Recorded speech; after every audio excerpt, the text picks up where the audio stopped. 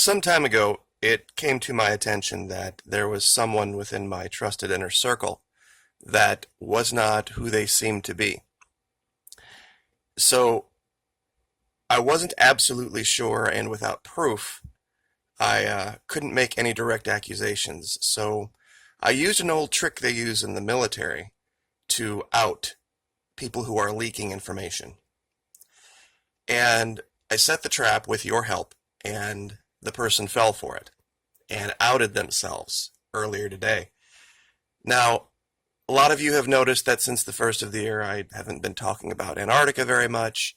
I've been talking a lot about socialism. See, this person who was pretending to be my friend wasn't. And this was the thing that was in their craw, this idea of democratic socialism. One thing I don't talk about a lot is I get a lot of threats. People are going to dox me, people are going to out me, people are going to this, that, and the other, all this stuff. I usually just delete it and move on. So I went on this tear talking about socialism over and over and over again to really get under this person's skin. And then I dropped a little tidbit of information that they then went and ran to their group of trolls with. And one of those trolls then commented on a video, and I found out exactly who this person was and showed them the evidence, and that's the end of them. So apologies for using you without your knowledge. The whole comment about the archaeological find in Florida. There is an archaeological find in Florida, and we're going to talk about it in a future date. It's over by Titusville. It's a place called Windover. There is an aspect of it that's never been covered. A lot of people know about it. It's a site from 1982. 168 sets of remains found in a peat bog.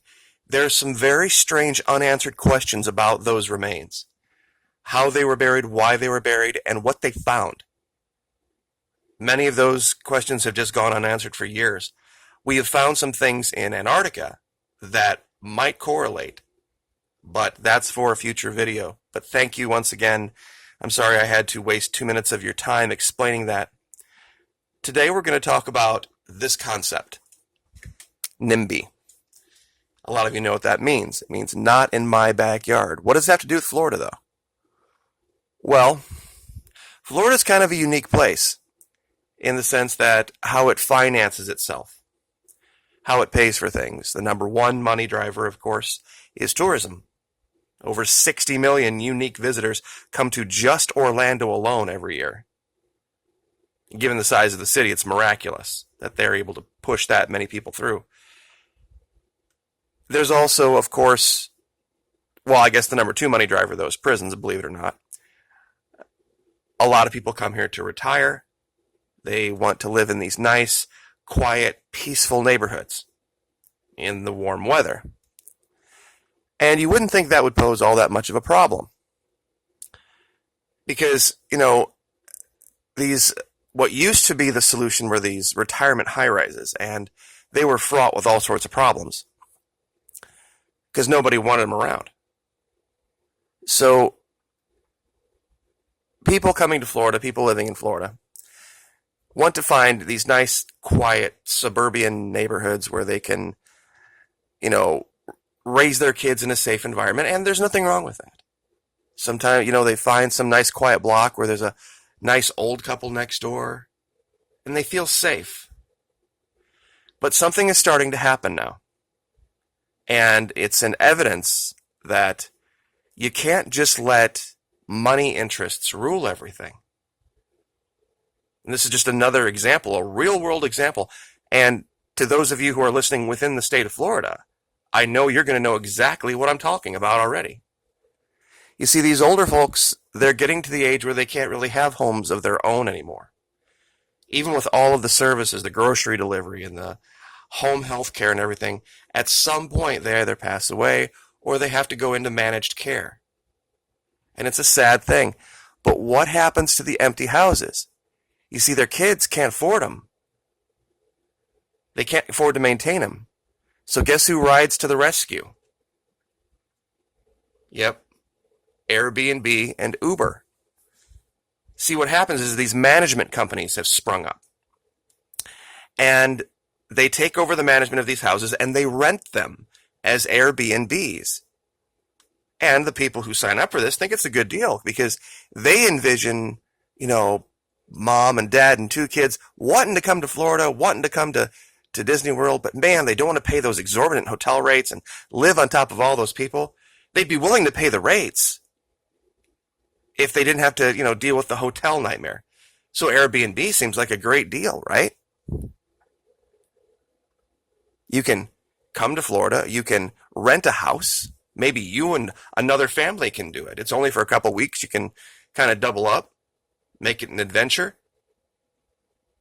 And you have a garage, you've got a kitchen, you've got multiple bathrooms, you've got a yard. Some of these houses even come with pools and jacuzzis, depending on what you want to spend your money on. So it sounds like a great deal. And here's the best part. If you don't know your way around, Uber.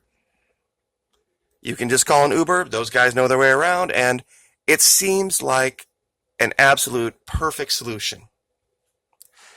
Yeah.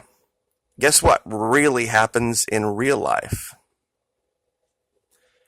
You see, you remember the people that moved into the neighborhood that had the nice, quiet, older couple that had to move out? Well, they wake up one morning and this is what's in the yard next door where the old people used to live.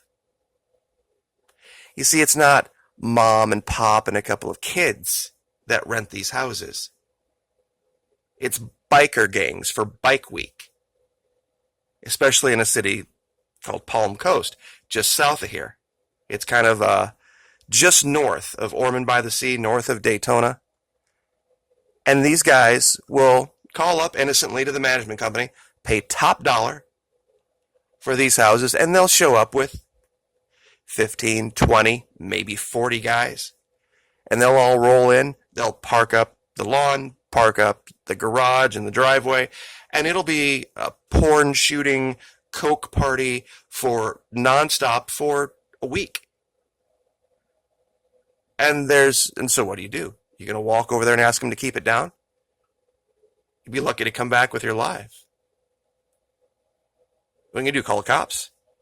You see, Bike Week is already taking up a whole bunch of resources, actually in Daytona. So the police are already stretched anyway.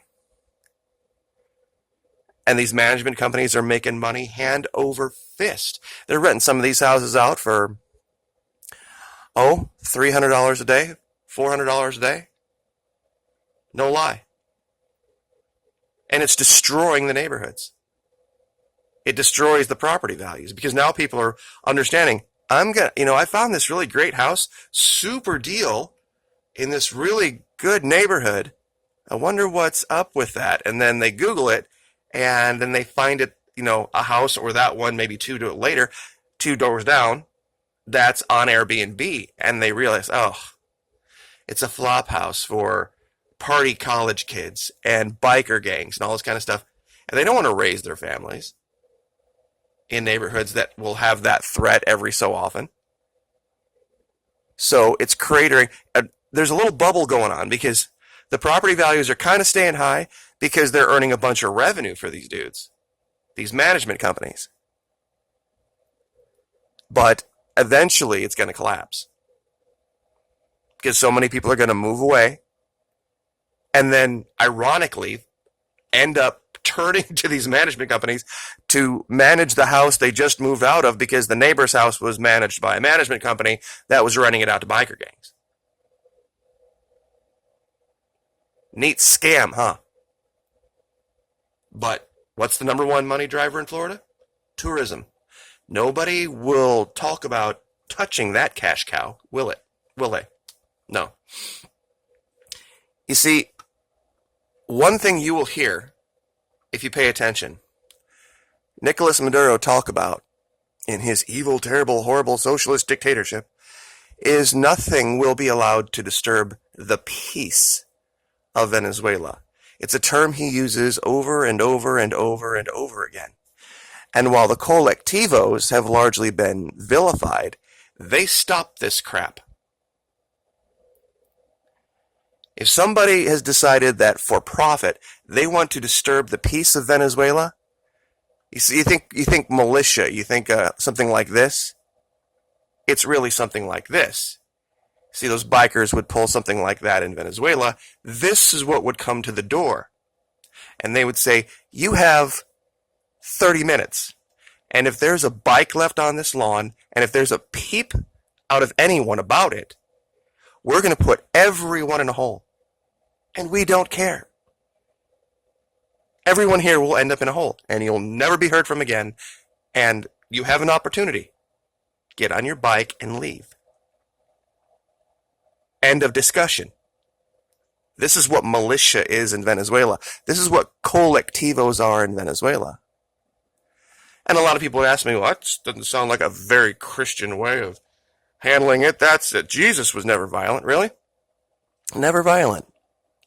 Does anyone know what they're looking at? It's called a scourge of small gourds. John 2, the 13th, John, the 2nd chapter, the 13th verse, pardon me. And the Jews' Passover was at hand, and Jesus went up to Jerusalem and found in the temple those that sold oxen and sheep and doves and the changers of money sitting, Now, it doesn't really say what happened between 14 and 15, but I can kind of imagine the look on his face. And when he had made a scourge of small cords, he drove them all out of the temple, and the sheep and the oxen, and poured out the changers' money, and overthrew the tables, and said unto them that sold doves, Take these things hence, make not my Father's house an house of merchandise. And his disciple remembered that it was written, The zeal of thine house hath eaten me up. Then answered the Jews, and said unto him, What sign shewest thou unto us, seeing that thou dost these things? Let me translate 18 for you. They got up in his face and say, What kind of an example are you setting, being violent? And he looked at them straight in the eye and said, Destroy this temple, and in 3 days I'll raise it up. Now, everybody knows that story. At least every Christian out there knows this story and knows what that means. Strangers aren't your enemy, but when they come into your presence to cause a disturbance, to cause you grief and heartache for their own entertainment, no. Sorry. That's not allowed. And that's why we should always have a standing, armed, trained militia ready to be called at any time for events like this. And local governments should not have the fear of coming under the wrath of big business or big money interests to protect the peace of their neighborhoods. And if you think I'm not making this up, this is happening all up and down the east coast of Florida right now.